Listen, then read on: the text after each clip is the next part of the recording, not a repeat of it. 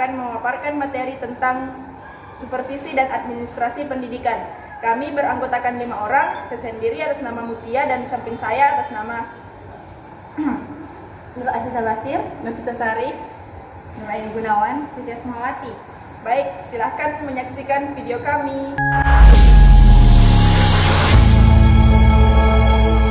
Kali ini saya akan menjelaskan pengertian administrasi dan supervisi pendidikan, di mana administrasi dan supervisi pendidikan merupakan serangkaian kegiatan-kegiatan yang berupa pelayanan yang diberikan sekolah mencakup bagaimana pelaksanaan belajar mengajar agar dapat memperlancar proses pembelajaran itu sendiri. Pertama, pengertian supervisi pendidikan menurut para ahli. Pertama, menurut Adam dan Dickley dalam buku Basic Principle of Supervision, mendefinisikan supervisi adalah suatu program yang berencana untuk memperbaiki pengajaran. Kedua, menurut M.C. Nerney menjelaskan bahwa supervisi adalah suatu langkah yang memberikan arah dan bimbingan dalam proses pengajaran.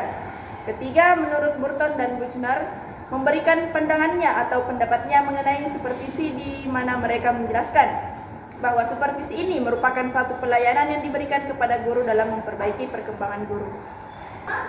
Supervisi pendidikan adalah proses yang kompleks dan dinamis yang membutuhkan keterlibatan aktif dari semua pihak.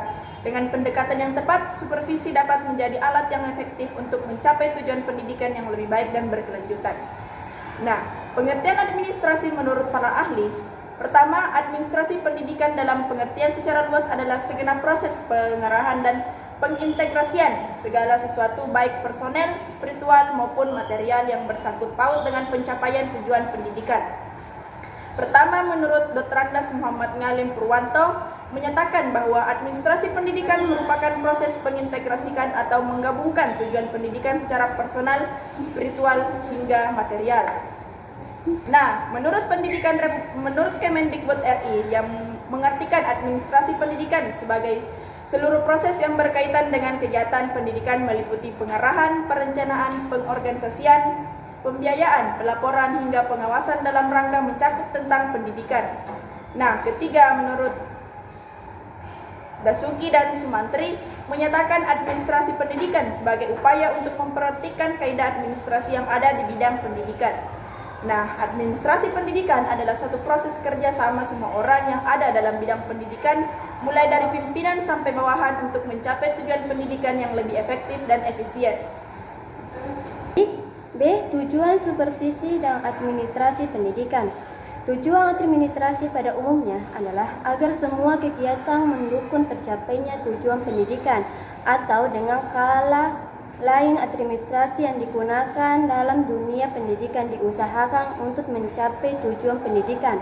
Menurut Burik Forbes, tujuan administrasi supervisi pendidikan adalah menciptakan kondisi yang memungkinkan memberi bantuan kepada guru agar mampu membina dirinya sehingga terampil dalam menjalankan usaha-usaha yang menunjang proses belajar mengajar.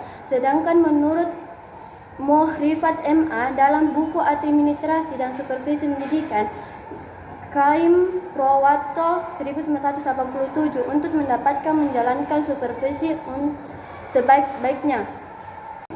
C, yaitu fungsi supervisi dan administrasi pendidikan. Yang pertama, fungsi pelayanan atau service activity, kegiatan pelayanan untuk peningkatan profesionalnya. Yang kedua, fungsi penelitian, memperoleh data yang objektif dan relevan, misalnya untuk merumuskan hambatan proses pembelajaran, pemahaman anak didik terhadap materi pembelajaran, dan tata cara meragakan alat-alat pembelajaran. Yang ketiga, fungsi kepemimpinan. Guru memiliki kecerdasan memecahkan persoalan yang berkaitan dengan pelaksanaan pembelajaran, penerapan metode belajar, mengajar, dan menggunakan berbagai media pembelajaran yang canggih. Yang keempat, fungsi manajemen. Guru yang dibina dan diarahkan atau disupervisi memiliki kemampuan mengelola pembelajaran dengan baik. Baik, selanjutnya yaitu D, prinsip-prinsip supervisi dan administrasi pendidikan. Adapun poin-poinnya, yang pertama yaitu ekonomis, artinya menghemat biaya. Supervisi tidak dilakukan dengan cara menghambur-hamburkan uang. Kedua, praktis, mudah dilaksanakan, tidak berbelit-belit dan semua pihak dapat mengerjakannya. Dan yang ketiga itu fungsional, supervisi dapat berfungsi sebagai sumber informasi bagi pengembangan manajemen pendidikan dan peningkatan proses belajar mengajar. Dan yang keempat itu relevan pelaksanaan supervisi sesuai dengan tugas dan fungsinya sebagai supervisor sesuai dengan permasalahan yang dihadapi. Dan yang terakhir itu ada ilmiah, dilakukan dengan objek kritis, sistematis, empirik, observatif, konsisten, dan positif. Bagian E, jenis-jenis supervisi dan administrasi pendidikan.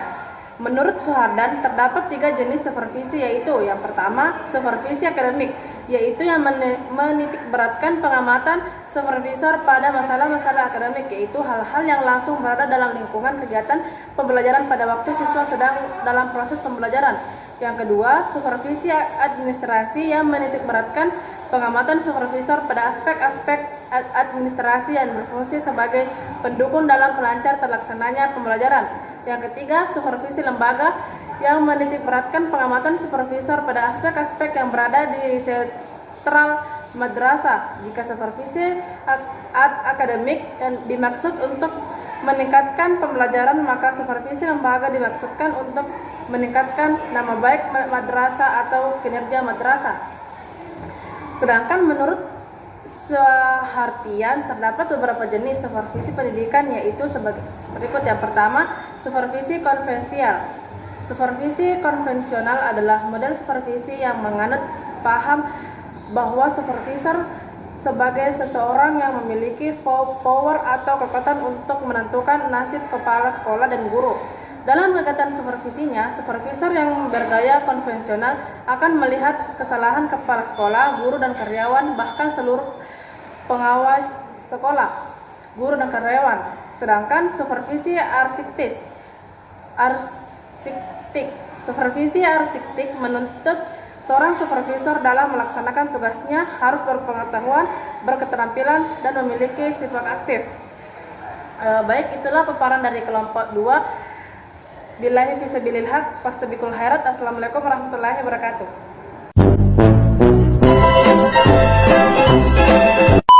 Anggotakan 6 orang kami. Assalamualaikum warahmatullahi wabarakatuh.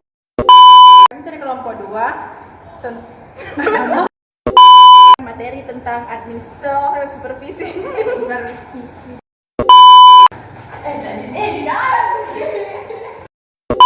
Administrasi pada C yaitu fungsi bagian E, baik